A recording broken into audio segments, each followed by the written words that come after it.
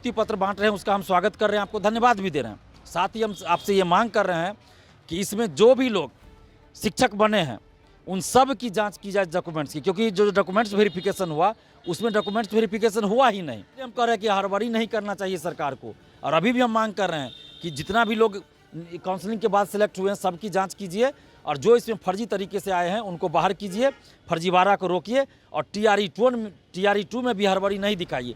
आप देख रहे हैं न्यूज़ फॉर नेशन में आपके साथ तबजीत सिंह। पटना के ऐतिहासिक गांधी मैदान में नव नियुक्त शिक्षकों को नियुक्ति पत्र बांटा जा रहा है। वहीं बात करें तो छात्र नेता दिलीप लगातार जो शिक्षक अभ्यर्थियों के साथ आवाज़ बुलंद कर रहे थे, जिस तरह से रिजल्ट देने के बाद कई अभ्यर्थी आरोप लगा रहे थे। छात्र नेता दिलीप है हमारे साथ, क्या कहिएगा जो आज नियुक्ति पत्र बांटा जा रहा है, और जब से रिजल्ट आया था अभ्यर्थी भी प्रदर्शन कर रहे थे, कैसे देख रहे हैं नियुक्ति पत्र को? पहले देखिए, सबसे पहले तो नियुक्ति पत्र जो बांटा जा रहा है उसका हम स्वागत करते हैं, और इसके लिए हम नीतीश जी और तेजस्वी यादव जी को धन्यवाद देते हैं कि कम से कम अब बिहार में शिक्षा, रोजगार, नौकरी की बात हो रही है। 2020 में जब हम लोग आंदोलन किए थे दरोगा बहाली में धांधली के खिलाफ और उसकी CBI जांच की मांग कर रहे थे, तो उस समय ज़बरदस्त आंदोलन पटना में हुआ था, और उसके बाद तेजस्वी यादव जी ने चुनाव में शिक्षा, नौकरी को, रोजगार को प्रमुख चुनावी मुद्दा बना लिया, और उसके बाद लगातार जो आप देखिए बिहार में शिक्षा, रोजगार, नौकरी पे बात हो रही है।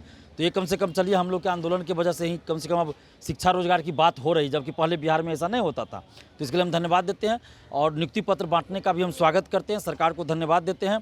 और साथ ही जो शिक्षक बने हैं अपनी ईमानदारी से और मेरिट से, जो शिक्षक बने हैं, सही सर्टिफिकेट लगाकर जो शिक्षक बने हैं, उन सभी को हमारी तरफ से हार्दिक बधाई, ढेर सारी शुभकामनाएं, और उन सभी शिक्षकगणों से हाथ जोड़कर विनती भी करते हैं कि बिहार की शिक्षा व्यवस्था को आप सुधारने के लिए हर संभव प्रयास कीजिए, क्योंकि सरकारें बदलती रहती है, गठबंधन बदलते रहता है, अधिकारी आते जाते रहते हैं, ट्रांसफ़र होता है, लेकिन आप जिस स्कूल में जाइएगा, लंबे समय तक सेवा दीजिएगा, तो वहाँ की शिक्षा व्यवस्था को और पूरे बिहार की शिक्षा व्यवस्था को सुधारने का आपके ऊपर बहुत बड़ा दायित्व अब है। तो बिहार की जो ध्वस्त हो चुकी है शिक्षा व्यवस्था, उसके सुधारने के लिए आप हर संभव प्रयास कीजिए। और साथ ही सरकार से हम ये आग्रह कर रहे हैं, नीतीश कुमार जी से और तेजस्वी यादव जी से हम आग्रह कर रहे हैं कि आप नियुक्ति पत्र बांट रहे हैं उसका हम स्वागत कर रहे हैं, आपको धन्यवाद भी दे रहे हैं। साथ ही हम आपसे ये मांग कर रहे हैं कि इसमें जो भी लोग शिक्षक बने हैं उन सब की जांच की जाए डॉक्यूमेंट्स की, क्योंकि जो डॉक्यूमेंट्स वेरिफिकेशन हुआ उसमें डॉक्यूमेंट्स वेरिफिकेशन हुआ ही नहीं। तो बिना डॉक्यूमेंट वेरिफिकेशन करवाए हुए इतना जल्दी नियुक्ति पत्र बांटा क्यों जा रहा है? नाम के लिए हुआ कि डॉक्यूमेंट्स वेरिफिकेशन हुआ है। जिसके पास STT का सर्टिफिकेट नहीं, वो भी 11th, 12th, 9th, 10th का टीचर बन गया। हमने तो मीडिया के सामने एक मुकेश कुमार सिंह को ला के खड़ा कर दिया। CTET की डिग्री नहीं है, 1 to 5 का शिक्षक कैसे बन गए?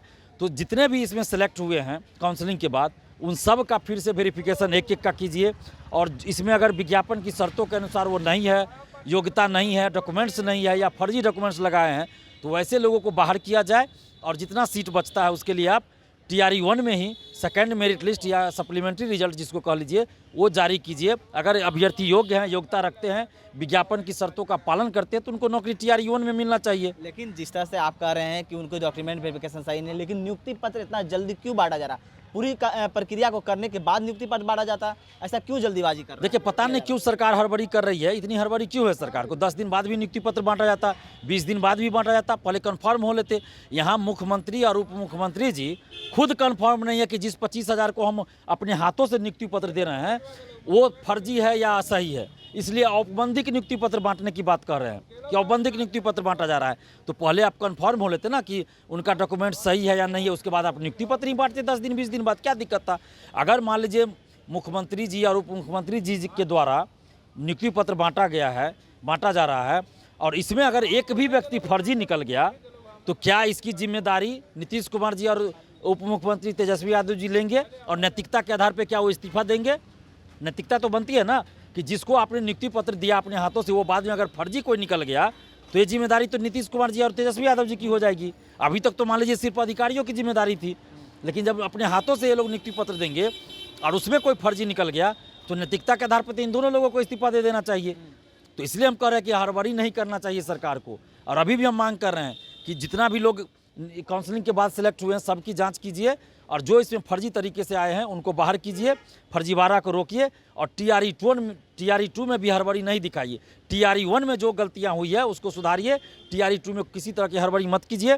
BTET आपको करवाना चाहिए था, क्योंकि CTET में मैथिली सब्जेक्ट शामिल नहीं होता है, तो BTET पहले करवा लेना चाहिए। उसमें आपको सब्जेक्ट कॉम्बिनेशन में छूट देना चाहिए। हम ये नहीं बोल रहे हैं कि गुणवत्तापूर्ण शिक्षा से समझौता कीजिए, लेकिन जहाँ संभव है अभ्यर्थियों के पास योग्यता है लेकिन सब्जेक्ट कॉम्बिनेशन का आपने पेच फंसा दिया, उसके चलते फॉर्म नहीं भर पा रहे, तो कम से कम सब्जेक्ट कॉम्बिनेशन को भी आपको देखना चाहिए। और TRE-1 में जो नियोजित शिक्षक हज़ारों सेलेक्ट हुए, चाहे वो 28,000 हो या 30,000 जो भी डाटा हो, वो तो BPSC के पास है, तो उतने अगर नियोजित शिक्षक इसमें आएंगे तो उतना तो उनका सीट भी खाली ही होगा कहीं से, तो उनके जगह पे आप उनको उन्हीं के सीट पे रखा जाए, गिनती किया जाए, जहाँ भी वो जाना चाहे वो अलग बात है, उनका अधिकार है। लेकिन उतने जितने नियोजित शिक्षक इसमें ज्वाइन करेंगे उतने नए फ्रेशर को भी इसमें मौका दीजिए आप, क्योंकि जितना नियोजित शिक्षक आएंगे उतना तो सीट भी खाली हो जाएगा। लेकिन लग रहा है कि आप जिस तरह से मांग कर रहे हैं कि सेकेंड लिस्ट के जारी करने की, तो जारी किया जाएगा जल्दी, जिस तरह से जल्दीबाजी में नियुक्ति पत्र बांटे जा रहे हैं। देखिए, जारी सरकार को करना चाहिए। अतुल प्रसाद सर जो BPSC के चेयरमैन हैं, उन्होंने हमें आश्वासन दिया था कि सेकेंड लिस्ट जारी होगा, जिसको सप्लीमेंट्री रिजल्ट वो कह रहे थे।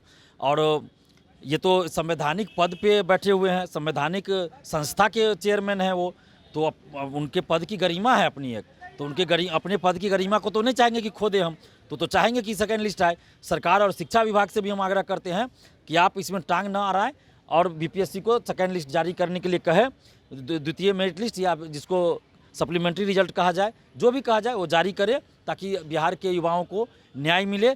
और इसमें डोमिसाइल भी लागू होना चाहिए TRE-2 में, क्योंकि TRE-1 में देखिए डोमिसाइल हटाने से क्या हुआ कि बिहार के अभ्यर्थियों को बहुत नुकसान हुआ है। 35% महिला आरक्षण 1 to 5 में तो 50% तक लागू है, 1 to 5 में 50% महिला आरक्षण, और ऊपर वाले में 35%। उसमें क्या हो रहा है, जनरल कैटेगरी में बिहार से बाहर की महिलाओं को भी आरक्षण का लाभ मिल जा रहा है। अगर बिहार से बाहर की महिला को आरक्षण क्यों दिया जा रहा है भाई?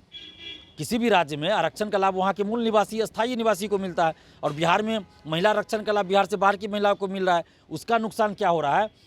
जनरल कैटेगरी की बिहार की महिलाओं को तो हो ही रहा है, साथ ही SC ST OBC महिलाओं को भी हो रहा है, क्योंकि अगर जनरल कैटेगरी में बिहार से बाहर की महिला आरक्षण के तहत नहीं आती तो उनके जगह पे बिहार की महिलाएं आती, चाहे वो जनरल कैटेगरी से होती या SC ST OBC की महिलाएं होती। यानी कि बिहार के युवाओं के साथ हकमारी हो रहा है। बिल्कुल, बिहार की लड़कियों को नौकरी मिलता है। उसी तरह पुरुष वर्ग में भी यही है, जनरल कैटेगरी में बिहार से बाहर के अभ्यर्थी ज़्यादा नहीं आते तो बिहार के SC ST OBC और जनरल कैटेगरी मिलता है। उसी तरह पुरुष वर्ग में भी यही है, जनरल कैटेगरी में बिहार से बाहर के अभ्यर्थी ज़्यादा नहीं आते तो बिहार के SC ST OBC और जनरल कैटेगरी के युवाओं को ही नौकरी मिलता। तो इसलिए डोमिसाइल लागू होना चाहिए।